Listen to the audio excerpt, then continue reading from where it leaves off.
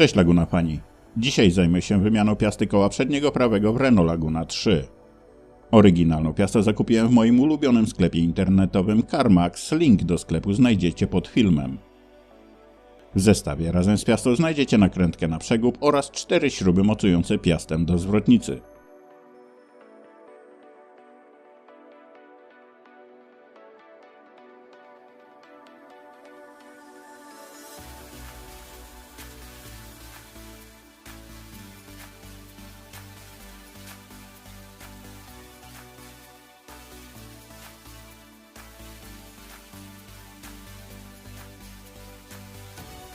Pracę zaczynam od przygotowania sobie wszystkich potrzebnych mi narzędzi, tak abym wszystko miał pod ręką, co skróci mi czas naprawy. Na początek luzuję śruby na kole, w którym będzie wymieniana piasta.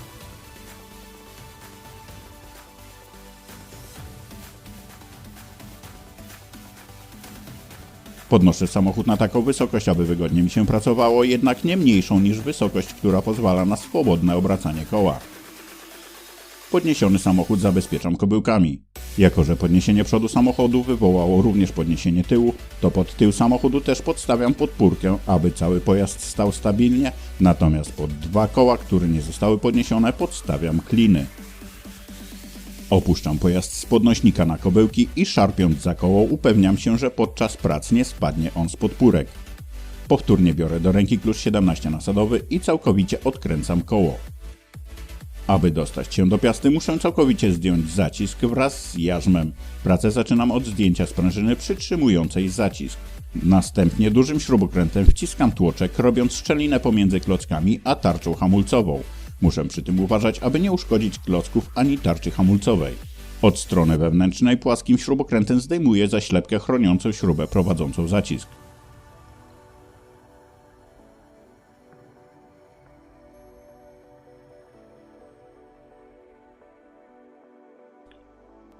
Po zdjęciu zaślepki odkręcam śrubę kluczem ampulowym 7 mm. Całość nie jest przykręcona zbyt mocno, więc wystarczy mi do tego mała grzechotka.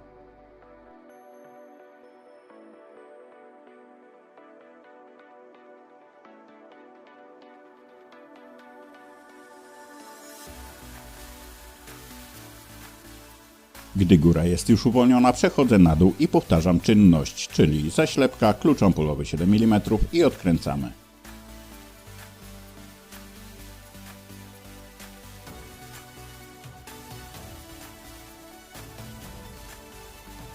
W tym momencie cały zacisk mam już uwolniony, więc wysuwam go do przodu. W zacisku pozostał jeden klocek i wcale nie ma potrzeby wyjmowania go stamtąd, chyba że w celu weryfikacji jakości uszczelnień zacisku. Zacisk nie może zwisać sobie swobodnie na gumowych przewodach hamulcowych, więc podwieszam go do sprężyny zawieszenia wszelkimi możliwymi sposobami. W moim przypadku jest to sprężyna, która kiedyś służyła do podwieszania bębna w pralce. Z jarzma wyjmuję pozostały klocek i teraz możecie posłuchać, z jakiego powodu zdecydowałem się na wymianę piasty.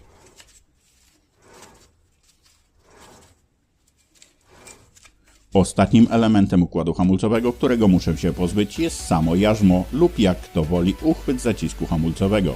Tutaj do odkręcenia miałem w planach użyć grzechotki z nasadką 18 mm, jednak śruby były przykręcone z tak dużą siłą, że krótkie ramię średniej grzechotki nie dało mi odpowiedniego momentu.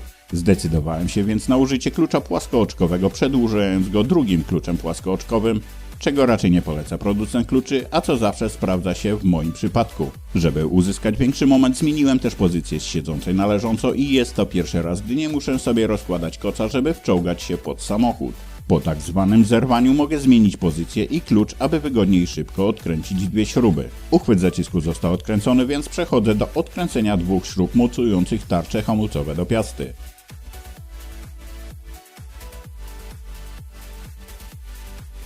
Tarczę delikatnie opukuję w miejscach, w których nie pracują na niej klocki, w taki sposób, żeby jej nie uszkodzić. Niestety podczas pierwszej próby zdjęcia tarczy poległem, więc poprosiłem o pomoc środek odrdzewiający.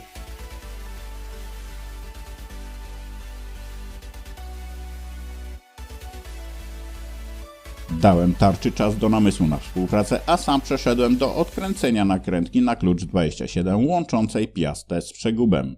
Można to zrobić przed odkręceniem tarczy hamulcowej i jarzma, blokując je ze sobą poprzez włożenie śrubokręta w wentylację tarczy. Ja zdecydowałem się na wrzucenie jak najniższego biegu i zaklinowanie lewych kół pojazdu. Zanim zdejmiemy piastę, musimy odkręcić czujnik prędkości obrotowej koła lub, jak to woli, czujnik ABS. Zwrotnica jest aluminiowa, więc będziecie mogli zaobserwować sporo białego proszku, który wytwarza się podczas utleniania aluminium. Czujnik staram się wymontować w jak najdelikatniejszy sposób, obracając go krótkimi ruchami na boki i wyciągając jednocześnie.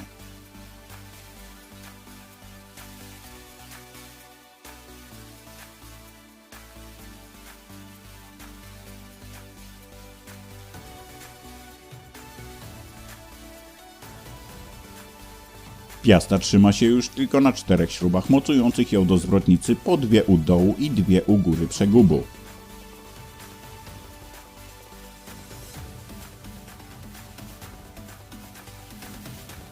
Do tak zwanego zerwania śrub użyłem przedłużonej nasadki 18 mm, po czym do samego odkręcenia użyłem już zwykłej nasadki z przedłużką w połączeniu z grzechotką.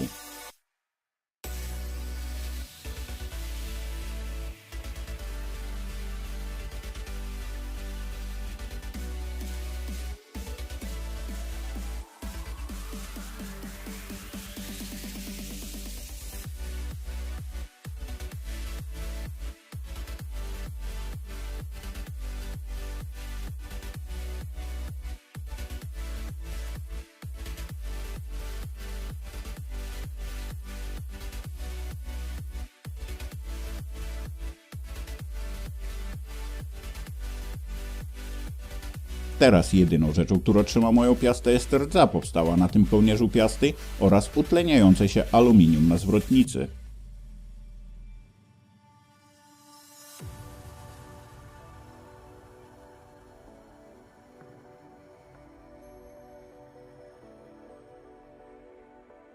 Tutaj możecie zaobserwować miejsce łączenia się zwrotnicy razem z piastą i jak sami widzicie, nie jest łatwo pozbyć się piasty, nie zdejmując tarczy hamulcowej.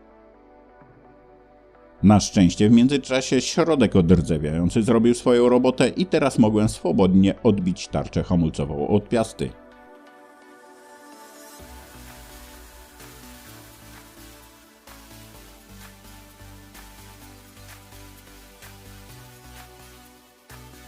Teraz dopiero dokładnie widać, w którym miejscu jest ze sobą połączona zwrotnica z piastą.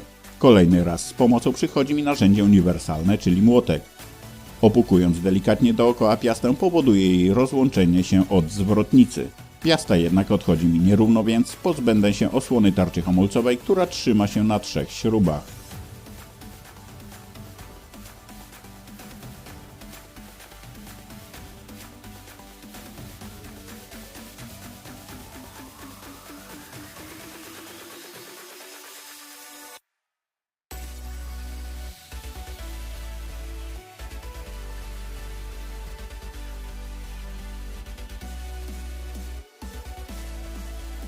Posłuchajcie teraz, jak brzmi zużyta piasta w porównaniu do piasty nowej.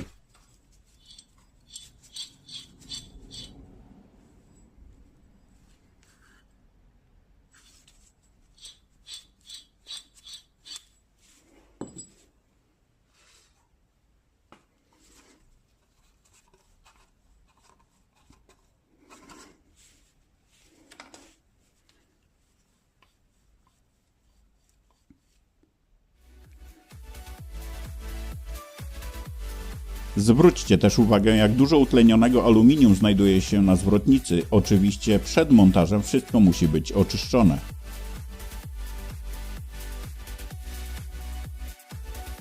W tym miejscu montujemy czujnik ABS, więc musimy zadbać, żeby zgrał on się nam z otworem w piaście.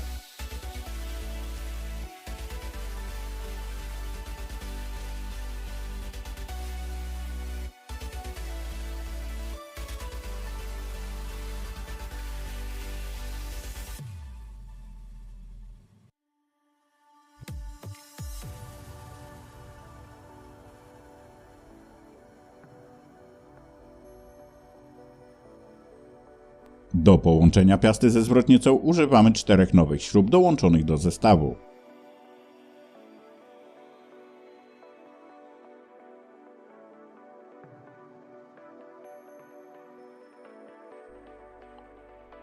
Każda z 4 śrub powinna być przykręcona z siłą 105 Nm.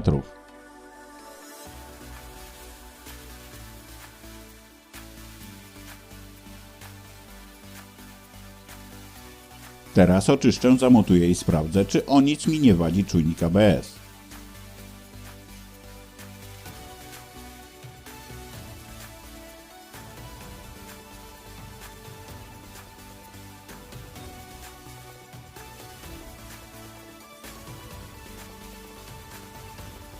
W międzyczasie wkręciłem starą piastę w imidło, po to by łatwiej móc przygotować sobie do montażu tarczę hamulcową.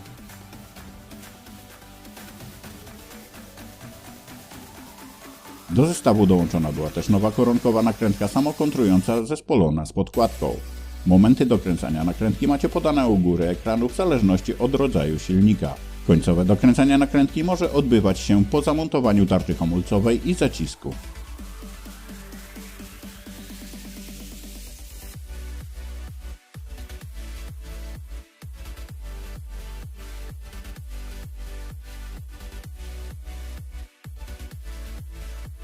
Teraz przykręcę osłonę tarczy hamulcowej z siłą 8 Nm.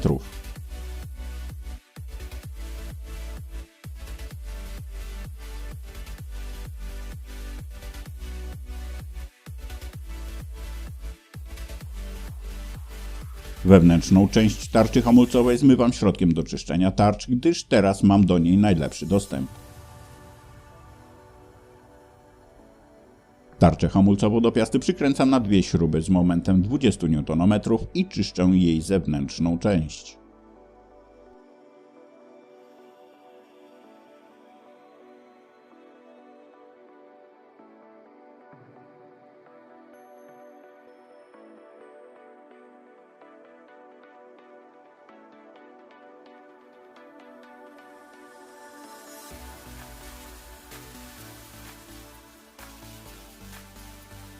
Nadeszła pora na składanie układu hamulcowego, przykręcam więc jarzmo siłą 105 Nm.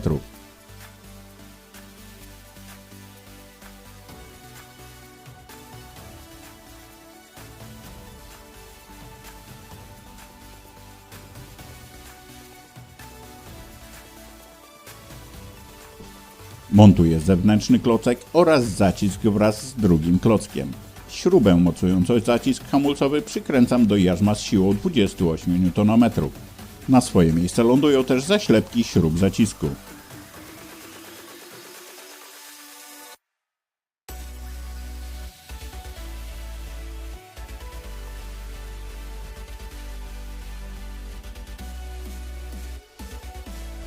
Pamiętam o tym, że tłoczek został cofnięty i że trzeba rozpompować układ hamulcowy do momentu, w którym pedał hamulcowy stanie się twardy. Ostatnią rzeczą, którą montuję w układzie hamulcowym, jest sprężyna przytrzymująca zacisk. Pozostało już tylko przykręcić koło i opuścić samochód.